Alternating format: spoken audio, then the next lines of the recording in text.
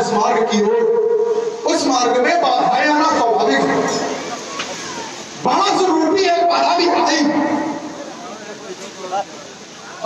अब चली गई। मुझे पुनः अपने उसी मार्ग पर आ जाना चाहिए जिसके लिए मैं यहाँ पर आया। क्यों मैं माता घुमाया ये देखा है। मैंने सुना है ताड़का को मारने वाला भी इस राज समाज के अंतर्गत उपस्थित है। मैंने सुना है सुबाहु का सैन्य संहार करने वाला वीर इस राज समाज के मध्य उपस्थित है। और अगर वो वास्तव में वीर है तो इस रावण के सम्मुख उपस्थित है।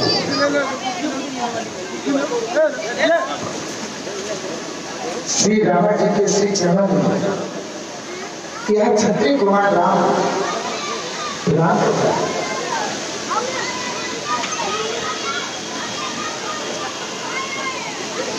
अपनी माया में जन को भुखाने वाले राम तुम्ही हो।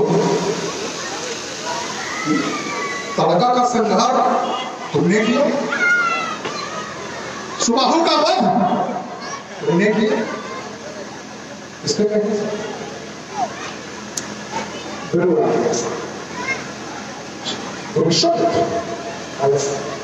उस गुरु की क्या अन्य कोई योजना अगर है तो जानना चाहते हैं। अब ये गुरुदेव भगवान नहीं जाने, मैं इसके विषय में आपको कैसे अवगत कर सकता हूँ? या गुरुदेव भगवान की महिमा को मैं कैसे कर सकता हूँ? गुरुदेव भगवान तुमसे कहें कि किसी स्त्री का वध कर दो तो तुम गुरुदेव भगवान की बात मान लो। और अगर हम तुमसे पूछे तुम्हारे गुरुदेव भगवान की कोई योजना तुमको बताई होगी, तुम्हारे संज्ञान में होगी, तो क्यों यहाँ आए?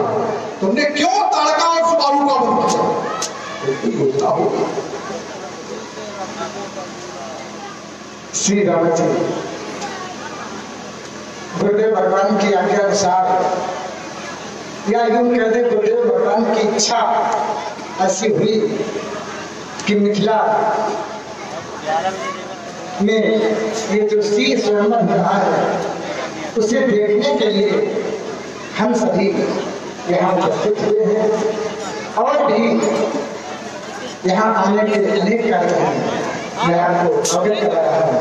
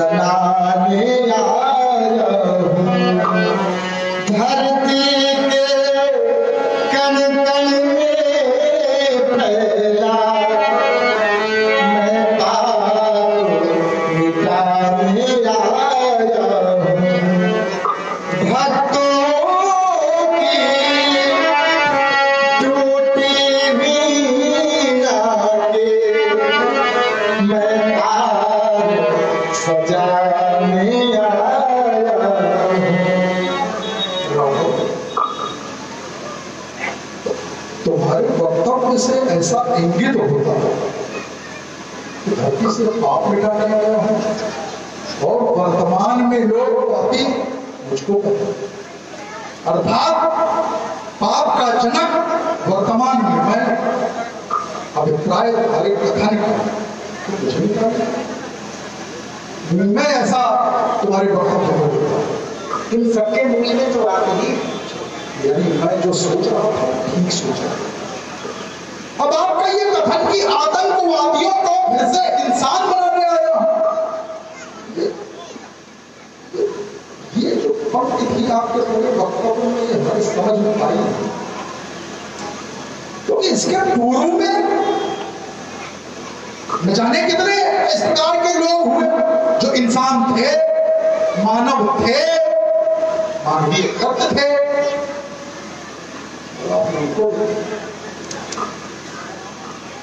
जो मानवीय कृत्य कर रहा था उसको भी निपटा दिया गया और जो पाप कर रहा है उसको भी निपटा दिया गया। राजा वसु 100 यज्ञ, आपको जानकारी हो, 100 यज्ञ राजा वसु के द्वारा किए गए हैं। दान में कुछ कौमें थी, उनके सेवकों की त्रुटि के कारण दान दी गई गाय पुनः प्रत्युत्तर में क्या आपके द्वारा दिया गया? उसमें सेवकों की भी त्रुटि नहीं, गाय क्योंकि बड़ी संवेदनशील गाय जो है वो वंश बड़ा संवेदनशील होता है, वो जहाँ रहती है उसे ही अपना परिवार रखती, वो स्वयं उसमें आती। विषय यह था कि गाय को जो एक बार दान की जाती है उसके सींग में स्वर्ण लगा दिया जाता है। ये उसकी पहचान होती है कि गाय को हमने दान कर दिया। और यदि सींग में स्वर्ण लगी हुई गाय पुनः झुंड में आ जाए,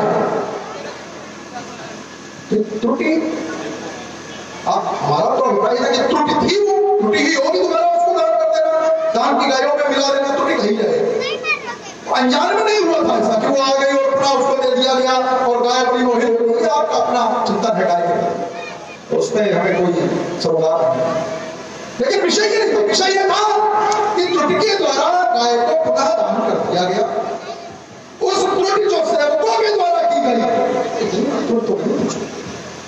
राजा वसु को अपने रसातल में पहुंचा, जिसको इंद्र का पद मिलने वाला था उसको अपने रसातल में पहुंचा था। बलि, चलिए ठीक है, उसको छोड़ो।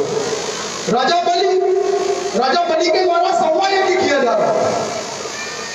संवा यज्ञ के तो मनुष्य था, उसके दानवीर था, कार्य थे उसके,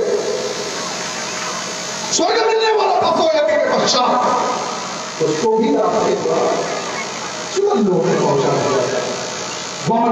आपका ही आप नहीं होगा, चलिए आपकी लीला है, आपकी लीला परंपरा है, ऐसा मैं क्यों? क्योंकि मैंने सुना मूल विषय कि राम राम सब कोई कहे, ठग, ठाकुर और चोर, और बिना प्रेम छंद थे तुलसी अभद्र।